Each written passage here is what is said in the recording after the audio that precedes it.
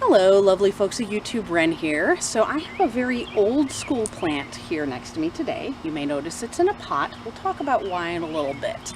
But this is a plant that has been widely used since early Middle Ages, has been referenced possibly as early as the Bible, but we'll talk about that too. But anyway, let's just get started about what this plant is to start off with.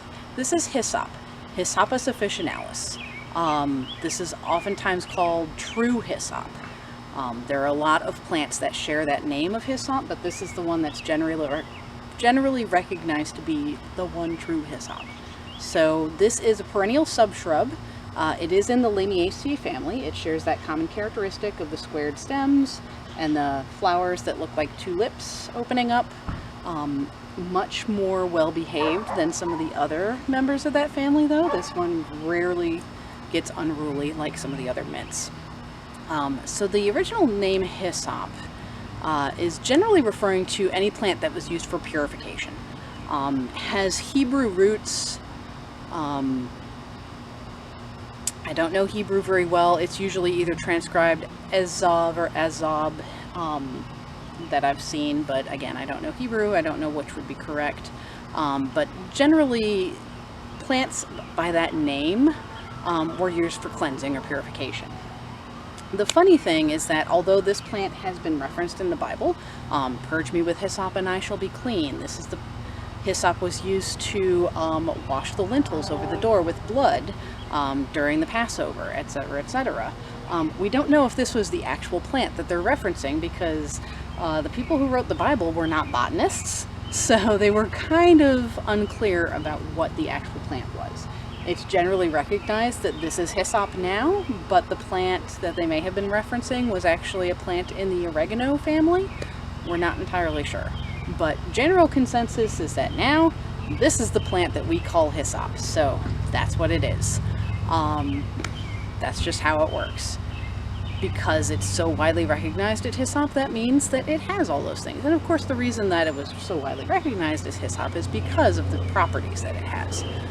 This plant does grow in zones 4 to 9. It does like sun, so this is full sun where I have it here. It can tolerate some part shade if you're on the warmer end of that spectrum, but generally it does best with as much sun as you'll give it. It does not like wet feet. Okay, had to wait for that helicopter to go past. But yes, this plant, thank you for grabbing me. This plant does not like wet feet, which is why I have it in a pot. In its native habitat, it prefers very sandy or chalky soils. I have very heavy clay soil. It does not like my soil at all. I've tried to grow it in the ground a couple of times. I've amended my soil with everything I can to try and get it to lighten up. And every single time it hits that just wet winter and it dies on me. So now I have it in a pot, and this is my second year running with it. So yay, it survived the winter, which means it needs to be in a pot. So if you have very heavy clay soils like mine, you probably want to keep it in a pot like I do. But if you have very dry, sandy soils, or even just really good loamy soils that have good drainage, then you'll be fine in the ground. It does grow to about 2 feet in height and with a similar spread. So this is about twice as big as it was last year, and I'd imagine that it'll get to be a little bit bigger than that, but probably not much more. Most common color on the flowers is blue, like these. They're a very deep blue color, but sometimes you will see pink or white colored flowers. It's pretty unusual. Most commonly is blue. Best time to harvest this plant is actually when it's in flower. So I'm taking this video now, and then later today I'm gonna cut it down and just leave a few inches down at the bottom. The tops will be dried, and then it will grow back again for a second harvest in the fall, most likely. It is in the mint family, so it does have that very fragrant character to it. Sort of minty, sort of herbal, sort of medicinal. Some people love it, and some people think it's the worst thing ever, so you might want to see how you feel about it before you go investing in a whole lot of hyssop and putting it into everything. But it is edible. It was a very common herb used to flavor meats, used in teas, does have a medicinal history to it, mostly used for cough and expectorants and things like that alongside horehound. It's a really common cough remedy. making the tea out of it. So you can use it for that too. I mean, there's no real harm in it. So if it helps, it helps. So this is a plant of Jupiter. Possibly some air associations because of that fragrance, possibly some fire associations because of its habit of sort of like clearing out things. But generally considered to be a plant of Jupiter. It is very, very attractive to bees.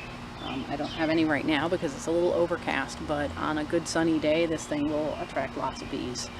And it makes quite an interesting honey from what I understand. But Jupiter, of course, being sort of that expansive, good mood, you know, spreading out all the goodwill stuff. And that's sort of what this plant does. This is a cleansing plant. It is not just a cleansing plant, it is the cleansing plant. Like I said, hyssop is basically a word that means a cleansing plant. So that's what this plant is used for. This was very common strewing herb, you know, where they would put it on the floors in the Middle Ages. It was considered to repel insects and bad juju and all kinds of things like that. Just hanging a bundle of drying hyssop in your home was said enough to ward the evil eye and sort of raise magical good vibrations in the home. The cleansing properties of this plant means that this is one of the best possible plants you can use for cleansing, probably better than white sage, especially if you don't have any cultural ties to using that plant. So this is the plant that I use primarily for cleansing. I don't use white sage, one, because it's not part of my culture, and two, because it's kind of a pain in the butt to grow here. It's not in its native habitat, and I don't want to buy it from somewhere that I don't know whether it was ethically harvested or not. So why would I do that when I can just grow hyssop right here in my yard and use it in exactly the same way as I would white sage? It's a great plant for that. It basically does all the things that white sage would do. It is, you can make smoke bundles out of it, you can make herbal washes out of it. It's great for spiritual healing, blasts away all those negative vibes. Yeah, that's what it's for. It's a great plant for that, so learn to love it. Those of you who, like me, have European descent, this is our plant. This is our plant to do what we need to do with, so go for it. Anyway, I hope you all get the chance to work with this plant because it really is a great and useful plant, and I hope this video finds you well, and I will see you again soon.